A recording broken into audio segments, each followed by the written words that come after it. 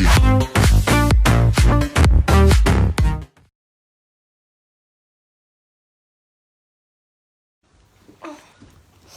Hello.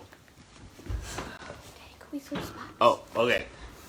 Oh, you're in the middle. Sorry we're late. Sorry we're late. We want to do a show today about a negotiation. But before we do, it's time. The simultaneous sip. Wow, that was kind of hard. Almost broke my glass.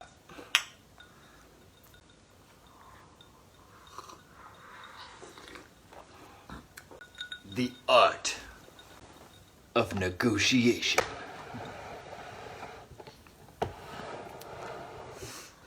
So, I usually know if I'm onto something if my wife starts doing it. So she's been like writing a bunch of articles lately. It's pretty cool.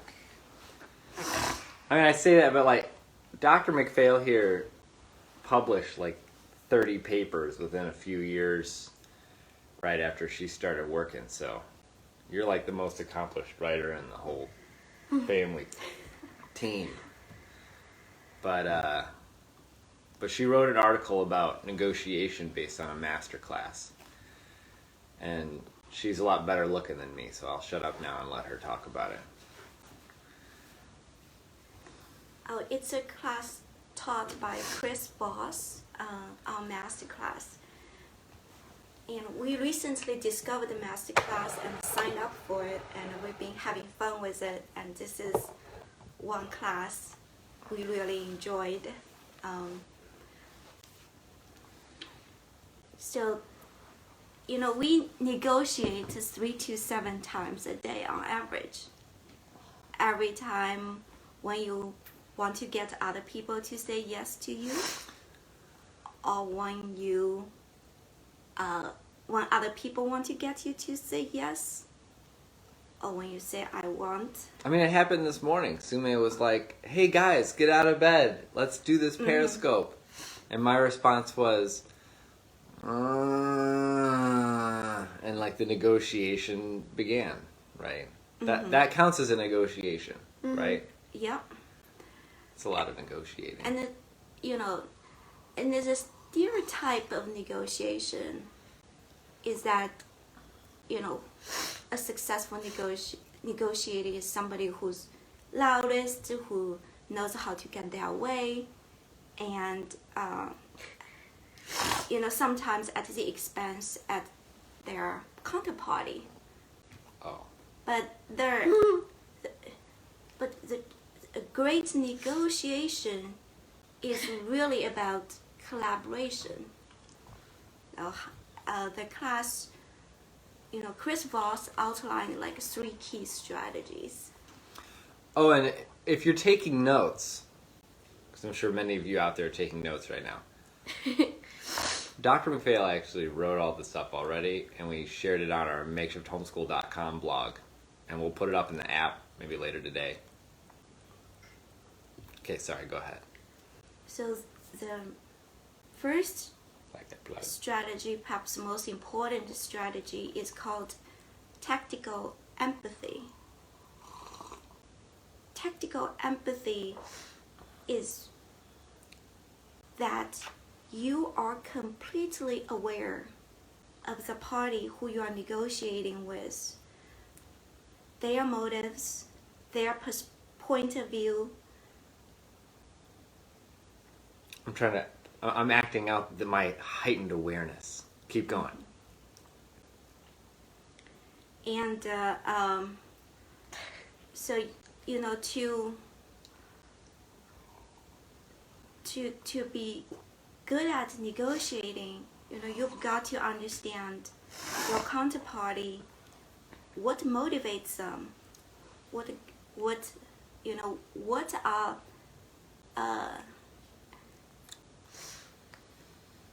Maybe we should do an example.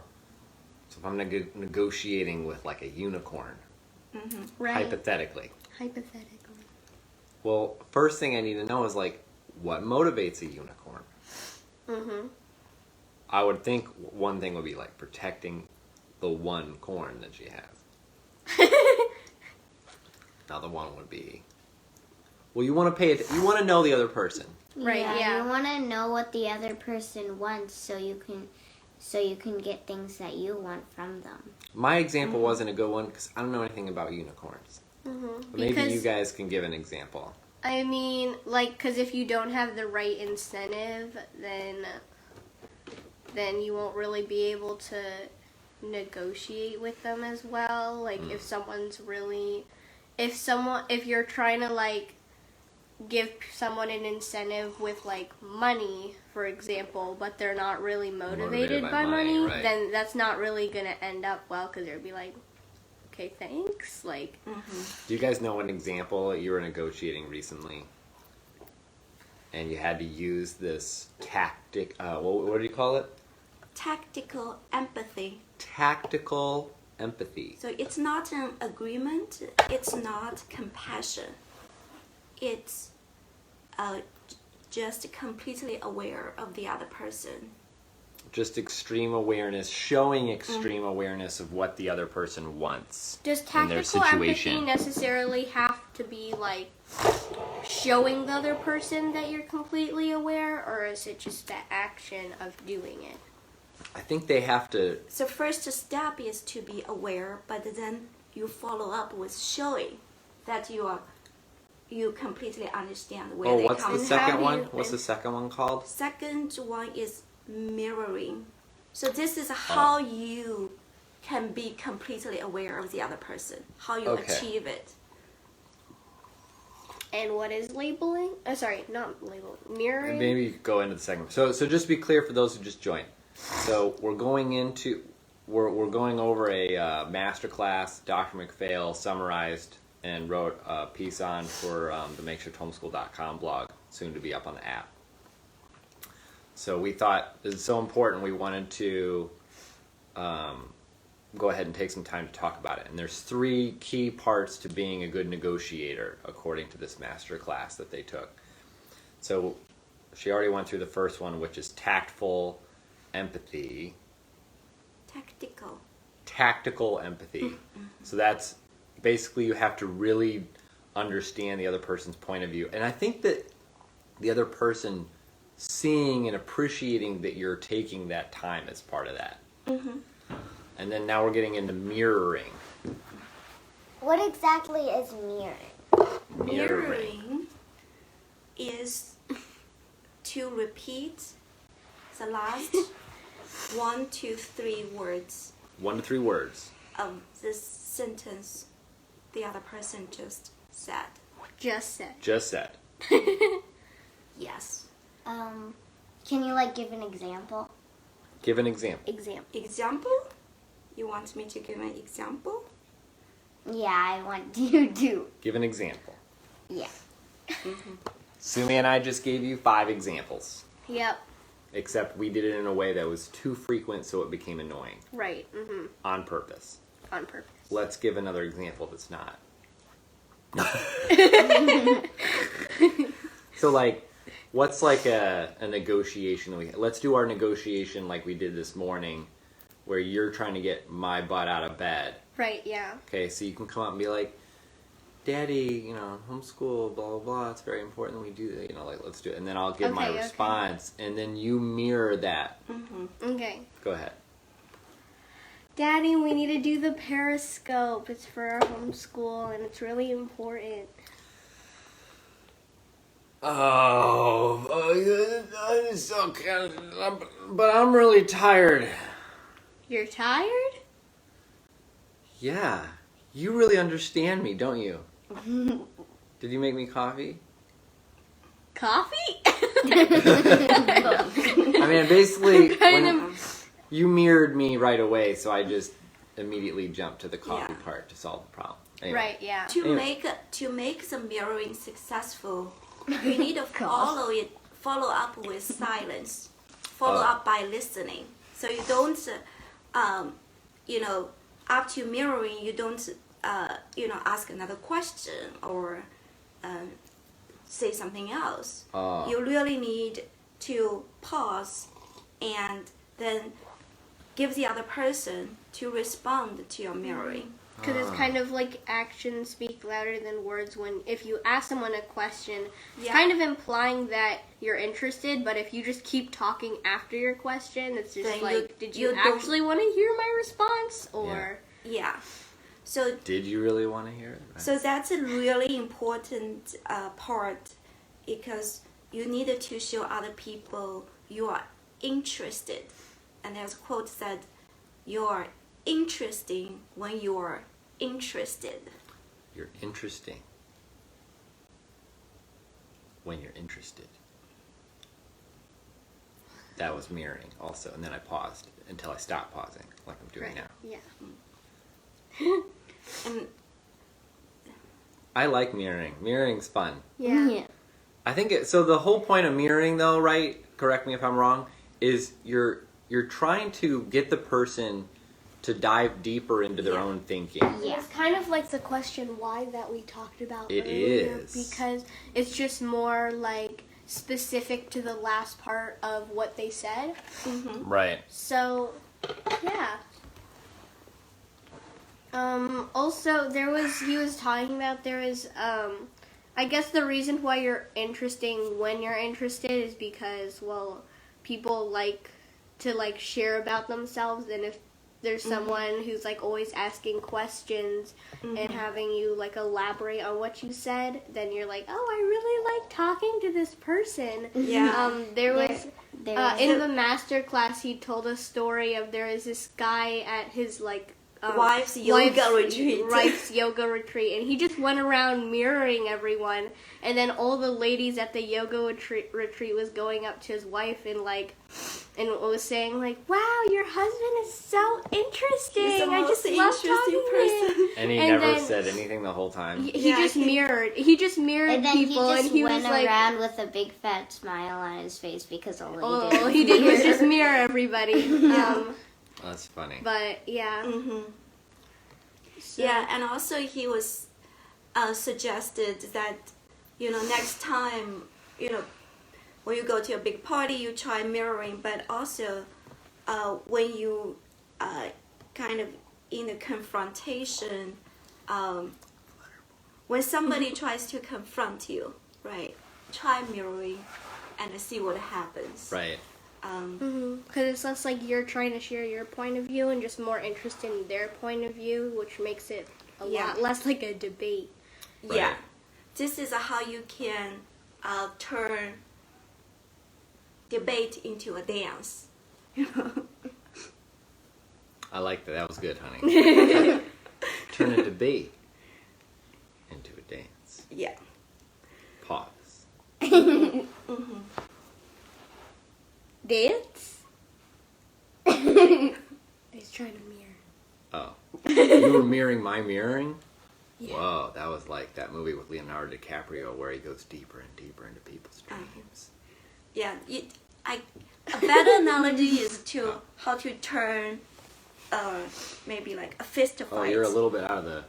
How to turn a fist fight into a dance. Okay, well, you always win those because you know Kung Fu. But what's better is not to do kung fu. You do dance together. You do Kung Fu with your mind. It turns Kung Fu into Tai Chi. All right, enough fighting examples. Actually has nothing to do with any of those things. Yep. It's just about showing the other person that you actually really want to know who they are and what They think. perspective they're coming from. Yeah. And the mirroring basically gives them permission to keep going deeper into their thoughts. Yeah. So you find out a lot more about where they're coming from. But we all know Taekwondo. You know Taekwondo, Flutterboy. And Me? Isla So- and I. So Flutterboy, and for anybody else just joining, so we're talking about a article that Dr. McPhail wrote and we shared on makeshift-homeschool.com, soon to be on the app, called The Art of Negotiation. Part 1 is part 2 is coming. And there's 3 steps to really, I think it's really starting to be a good negotiator. Yeah.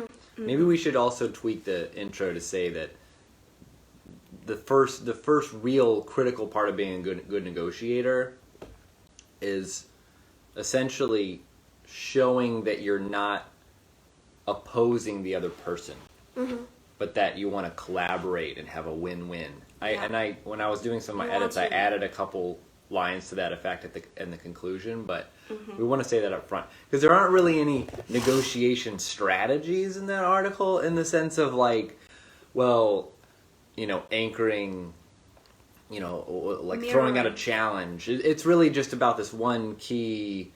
If some expert negotiator would read this and go, this is really just like how to be a good person and make friends, like to some degree. Yeah. How to build trust is really... Trust-based influence. Yeah, How to get trust-based. trust-based influence. So Well, that's step one. But Yeah. it's not the only thing there is to being a good negotiator. I'm sure there's tons of books on negotiation that go beyond that. But later, Books negotiating beyond that? how do you deliver it? Like Good job, Mary. your tone of voice, right? What tone of voice you use? Tone of voice. Your body, Like a bar rat. your body language, right? It's he later discussed like most of the time you want to use an accommodative and a playful tone of voice. I can't. So I thought you want to be assertive. You want to use assertive tone of voice, but during a negotiation, it's always counterproductive. Oh, really? Because I want cupcakes. Verse. I want cupcakes. you always want to use Playful the second cupcake. Yeah. your playful, accommodative tone of voice. But he also talked Cupcakes. about Cupcakes. like what's the best tone of voice. Don't you want to make me cupcakes? Not really. I did exactly what you said. That was as playful as it gets. Yep. All right. Maybe. All right. Well, Make you cupcakes? Very good. very good. Isn't that Mary. what you're supposed to say? All right, That let's you're get into the supposed to last, go step 3. deeper Okay, in step 3, your step- thinking. That's Step as 3. deep as my desire for cupcakes goes. So step 3 is called labeling. Labeling. So labeling is Labeling is good. verbal observation of the emotions. So you say like, it sounds like you're upset, or you sound like you're upset. So when we label negative emotions, it a lot of times dissipates it, diminish the negative emotions. Why is that? Maybe we should do an example. Okay. I really don't want to go to work today. Sounds like you're kind of drained. I am drained. But now I have energy. I don't- Coffee. I mean, actually, I felt a little bit of that. As soon as you acknowledged Yeah. that I felt a certain way, then, yeah, I didn't actually feel that. I kind of made that one up, so. Right. What, is anybody actually feeling a negative emotion right now? Come on, somebody's got to be feeling something. Like the one person who watches our Periscope. Yeah! Yeah, but he's the best person. Oh yeah. Look at Carly over here. Carly's like, hey, look, beautiful family. And I'm sitting here going, oh, God, beautiful family. I like that. All right. Who's got a feeling a little... I'm feeling... Okay, Benjamin. I mean, Flutter Boy. Sounds like you're feeling tired. Did that work? Do you feel less tired now that we labeled it? Got it out in the open? He literally just texted, I'm feeling tired, and then I mirrored it by going, sounds like you're feeling tired. Mm-hmm. So one trick No. here. Mirroring would be. Oh, not feeling mirroring, tired? right. Labeling. I'm labeling. Yeah. Labeling. We're labeling and mirror. Yeah. So a not effective way of labeling is saying that, what I'm hearing is that you're tired or you're drained. All right, let's try that. That's not effective because that's mostly you're talking about yourself, right? Oh, so you're right. You're in right. order for the labeling to be effective, you start with it sounds like or you sound like. So it's about the other person. Right. I'm just really trying hard to think of an example because I want to do it. All right. Come on, you guys remember any time I was like having some like negative emotion, anything over the past week you can fake? I can fake like Well, tired. Sumi's a really Frustrated. Maybe not.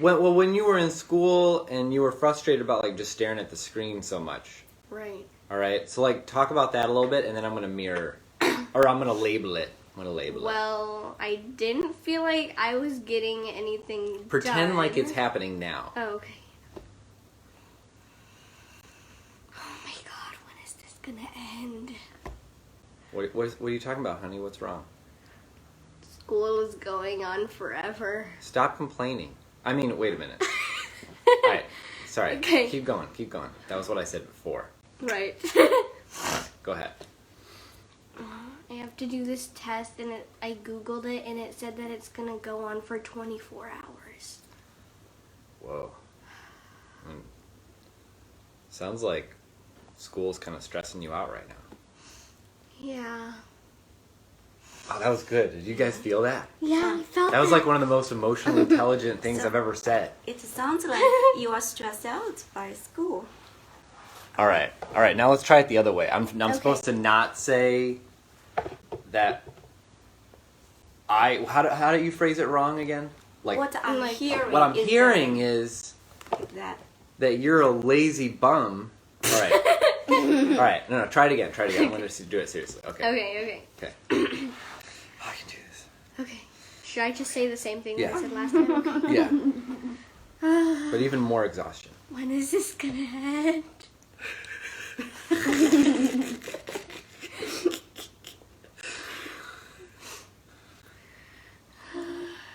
It sounds to me like you're having a rough time. It still worked. Yeah, that worked. It still It worked. sounds to me, but it sounds. You just said what I'm hearing. What I'm hearing is the next. Oh yeah. Do you wanna? Oh yeah. Do you want to homeschool? Maybe we should build an app to help kids be inspired by learning. Okay, sorry. All right. Yeah, I guess I don't know. Yeah, it's very nuanced. I mean, as long as okay, I can see how maybe it'd be slightly better, but as long as you're basically communicating That you. that you see, you're labeling, like you can label it even if you're saying, well, my impression is that you feel this way. Like I guess that's It's not still so bad. about. It's still about you because what it's like you sound like that's still implying that it's what you hear. Like it's just you're not saying it directly in the way that you're communicating it, but it's still like it's not. If you didn't hear anything, then how would you be able to detect that they sounded like they were feeling a certain way? Yeah. How would I be able to detect feeling a certain way? Right. Well, I guess people want. I mean, it's one of the most People powerful want to things in feel the world is to understood. feel. It's like there's this movie where Tom Hanks, the actor, gets stranded on this island called Castaway, and it's a really great movie. We should see it. What's it about? It's a 3-hour-long movie, and during most of this movie, there are no words. Because he's literally just cast away on this island. And he's not talking, because there's nobody there. But the lack of social interaction ends up causing him to kind of lose his mind a little bit. So there's this volleyball that he ends up, like, he cuts his foot at one point, and he uses the blood from that to, like, draw a face on the volleyball, and then he takes little sticks and sticks it on the top to make hair, and he starts talking to the volleyball like an hour into this movie or something. That is happening across the world during this lockdown, right? You have people that are kind of losing their minds because they just like of the lack of social interaction. So volleyball. I have How are volleyball you in my doing? office. Not Really? But the idea of like, well, what's one of the most powerful things you can do for somebody? Actually, we wrote this in the article on listening. So we wrote another article on makeshift homeschool. This one's up on the app called makeshifthomeschool.app. Oh, how Yeah. to listen better. How to Listen Better. But it was like diving, like everybody's heard that. They get that at a surface level. But the article goes in deeper to talk about the specific things about what's actually happening. Yeah. That's making this such a powerful thing. It's so hard to find people who are actually willing to sit down and really listen and give somebody this feeling of being understood. Yeah. And this relates to all these other things we're writing too. 'Cause 7 habits of Seven highly habit- effective people. First to seek understand, then to seek to be understood. Because It shows up there. Because showing that you're listening to someone just shows that what they're saying like actually matters, and that Yeah. you're willing to just spend time listening to what they have to say. And then they And it want also to gives- engage with you. They want to Yeah. collaborate with you. you're giving them the sense of value. It's Yeah. like in that story that we on the How Americans Can Come Together, that article and the story of the little boy running out into the street, right? And that he was probably doing it because he was desperate to try to get somebody to tell him that he has value. Right. Just listening to what he has to say and giving tactical empathy and then mirroring the response, labeling the emotions. These are ways of actively listening and showing the person that they are worthy, they are valuable, and that's why you're willing to give up time. Oh yes, the What I'm last hearing one. is that you're hungry, Isla. Exactly. That's what I'm hearing. Yeah. That's what I what said. Nice. That was very nice. It doesn't work though with hunger.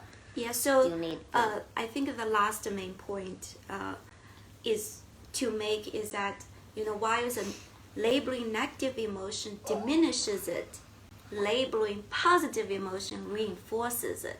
You sound like you're really excited about this article you wrote, Dr. McPhail. Yes, I am very excited. Cool. Thanks for your observation. I'm a good listener. Now. Yeah. So do you girls remember the example he gave No, it's just like during the class? Like reinforce a positive emotion by labeling it.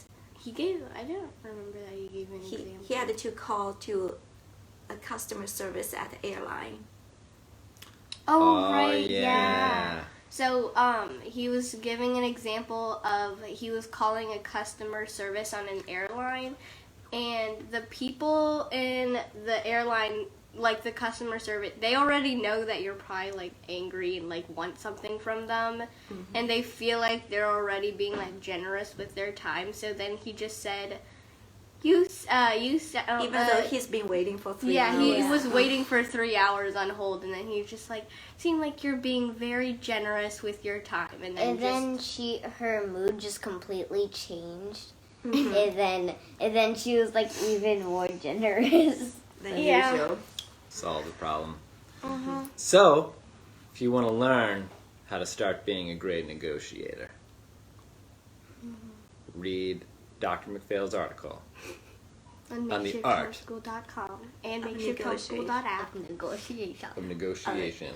Yeah, it is based on MasterClass by Chris Voss. Based on the MasterClass. But the true master is Dr. McPhail. There is part 2 coming. Part 2 coming. Oh yeah, Yeah, Shake and You bake. need to make your question. shaking. okay, I will do that. All right. Should Questions? we? Oh yeah. Any questions? I guess you just did a perfect job of explaining everything, Yeah. and it was the examples. I think it was People really the Yeah, like you really it's the people examples. Yeah. might be slow at typing. People might be slow at typing. All right. Well, thank you for joining us in today's episode of FroN'Girls. And Mom. Oh yeah. And Mom. Oh yeah. Shake and bake. Shake All and right. bake. Crack it.